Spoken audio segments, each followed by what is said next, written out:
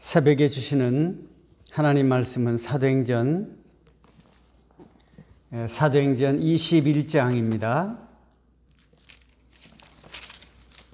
사도행전 21장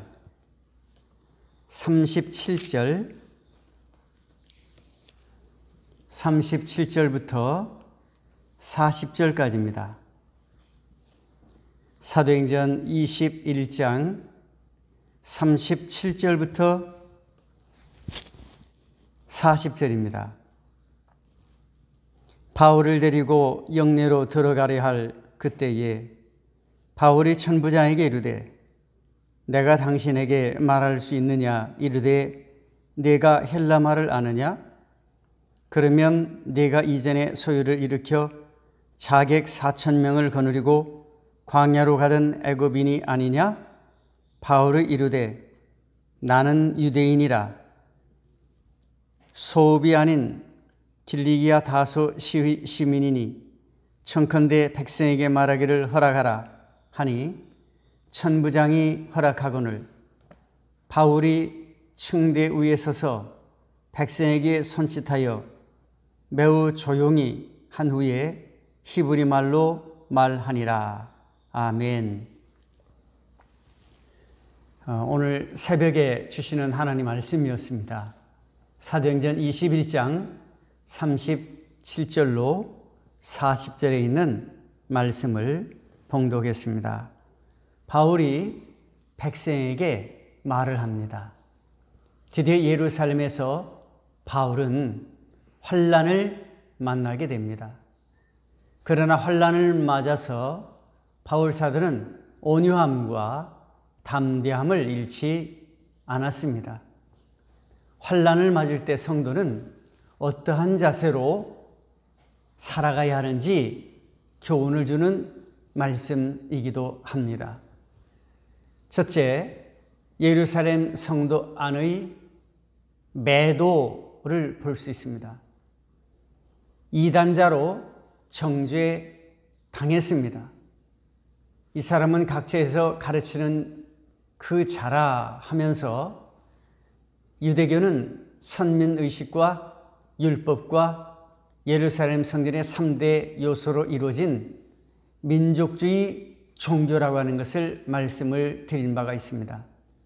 유대민족은 이 3대 요소들을 신앙 원리로 삼습니다. 그리고 신앙의 근거로 삼아 장차 도래할 유대 왕국의 메시아를 대망을 했습니다. 그리고 또 한편으로는 그 유대교를 위해 회당을 세계 도처에 세워서 흩어진 민족의 정신적 굳어침을 일으키고 한 중심으로 삼아서 유력한 이방인의 계층을 신자화하여 자신들의 위치를 보장받는 방편으로 삼았습니다.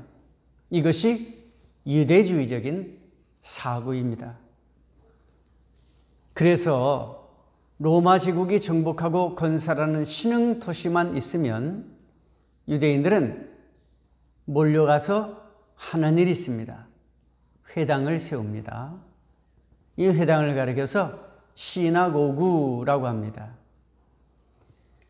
따라서 이들이 안디옥과 빌립보와 에베소와 그리고 각 곳에 확산되는 기독교회 운동을 민족 번영의 최대 방해 요인으로 여긴 것은 당연합니다. 왜냐하면 유대주의적 사고방식 때문에 그런 것입니다. 때문에 그들은 민족적인 이해에 눈이 가리워 그들이 기다리고 있었던 메시아와 그 진리를 원수로 여겼던 것입니다. 이와 같이 세상은 진리의 그림자에게는 호의를 보립니다. 박해정신, 도덕정신, 엄숙한 종교의식 등은 필요하다고 생각합니다. 그러나 정말로 진리의 본체이신 예수 그리스도와 예수 그리스도의 은총을 신앙하는 것은 꺼려합니다. 어디에 있습니까? 고린도전서 1장 23절에 나와 있습니다.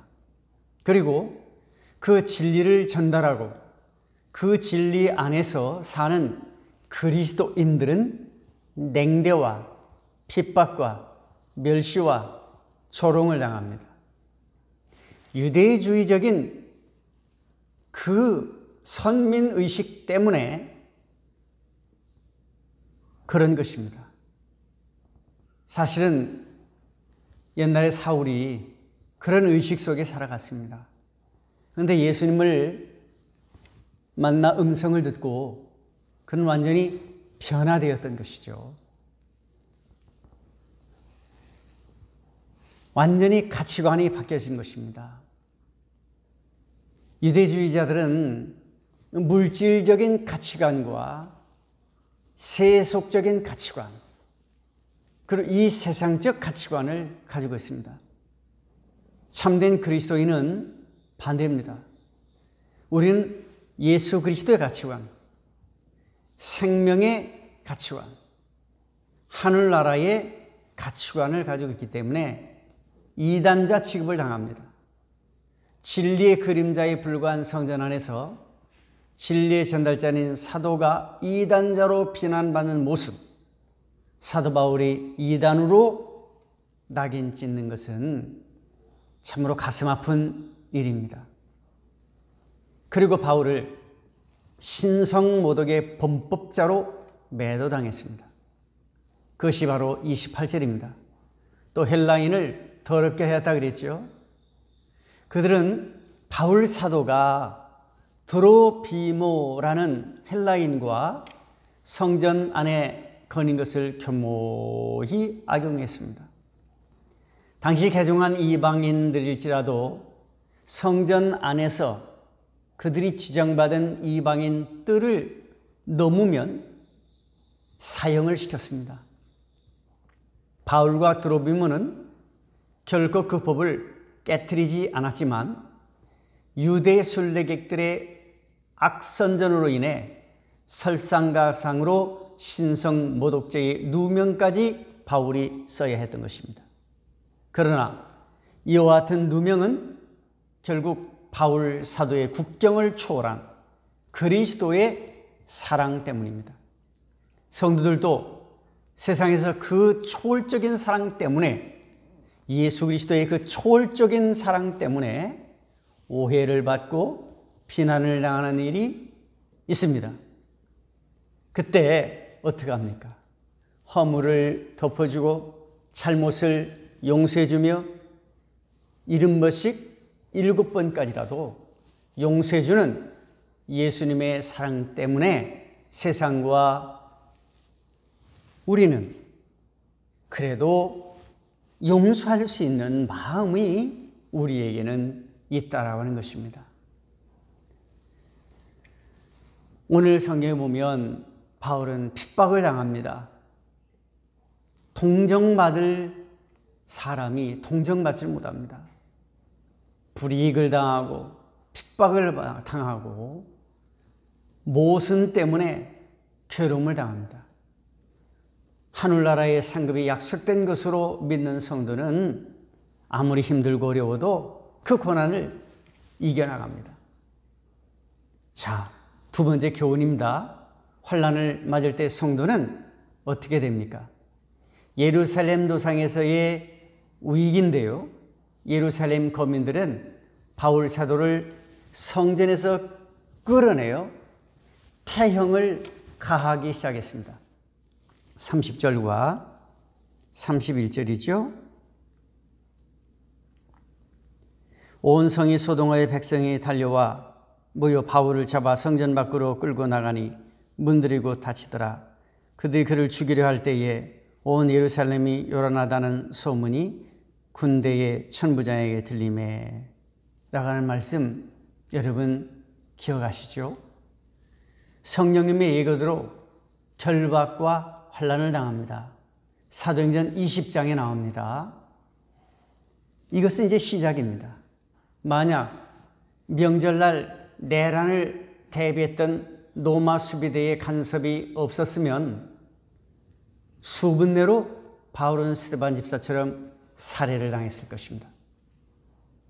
여기서 맹목적인 광신은 제국주의자의 법보다 더 유해함을 교훈으로 얻을 수가 있습니다. 또한 하나님의 선택된 백성이라도 하나님의 뜻을 저버리면 오히려 하나님을 대적할 수 있다는 사실을 알 수 있습니다. 그때는 오히려 이방인이 하나님의 종으로 사용될 수 있다는 사실을 우리는 배울 수가 있습니다. 그래서 예수님께서 나중된 자가 먼저 된 자가 된다고 말씀하신 것이죠. 마태복음 20장 16절 말씀하고 있죠. 그러니까 선택된 자들이 하나님을 찬양하지 않으면 돌들이 소리 지르라고 말씀했습니다. 누가복음 19장 40절에 말씀합니다. 자, 누가복음 19장 40절을 한번 보십시다. 누가복음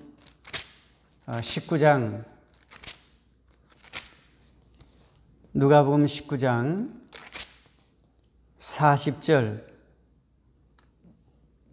대답하여 이르시되 내가 너에게 말하노니 만일 이 사람들이 침묵하면 돌들이 소리 지르리라 하시니라. 그렇죠? 말씀하고 있죠. 자, 결론입니다. 로마 군영 안에서의 오해입니다. 반사회적 존재로 오인받았습니다, 바울이. 로마 천부장은 바울 사도가 전날 반로마 운동을 일으키다가 도주한 애굽 사람으로 오해를 했습니다. 37절과 38절에 나오죠. 자, 매년 로마의 네로 황제는 로마의 빈민가를 새로 건설하라는 목적으로 몰래 불을 지르고서는 기독교인들이 불을 질렀다고 소문을 내서 기독교인들을 핍박했습니다.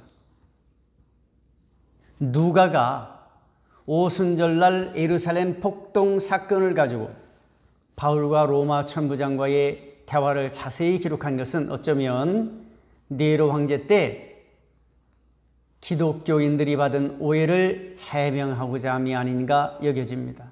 어쨌든 이제 기독교인들에게 오해와 누명의 핍박은 더 이상 생소한 것이 아닙니다. 바울은 온유한 자세로 그들에게 해명을 합니다. 바울 사도는 고상한 헬라어로 자신이 로마 국적을 소유한 사람임을 알렸고, 그리고 유대 군중들에게 히브리 말로 말을 했습니다. 그들은 그 소리를 듣고 놀랄 수밖에 없는 거죠. 로마의 시민권을 가지고 있지요. 히브리인 중에 히브리인이지요. 가말리엘 문화의 학파 출신이죠. 힐렐 학파지요. 아주 훌륭한 사람입니다. 그 사람 앞에서 사람들은 자기들이 잘못했다는 것을 스스로 깨달을 수밖에 없습니다. 그 바울 사도가 예수 그리스도를 증거했다는 이 사실은 대단한 것입니다. 우리가 예수님을 영접하고 믿는다는 이 사실이 정말 대단한 것입니다. 오늘 새벽기도에 이 방송을 듣는 여러분, 큰 믿음 안에 승리하시기를 바랍니다. 하나님 아버지, 복음을 증거했던 사도 바울처럼 오해를 받고 모욕을 당하며 매를 맞고 힘들고 어려운 지경에 빠진 수도 있습니다. 그때마다 핍박을 이기고 강하고 담대하게 복음을 증거하게 하옵소서. 예수님의 이름으로 기도합니다. 아멘. 각자 주기도문으로 예배를 마치시기를 바랍니다. 감사합니다.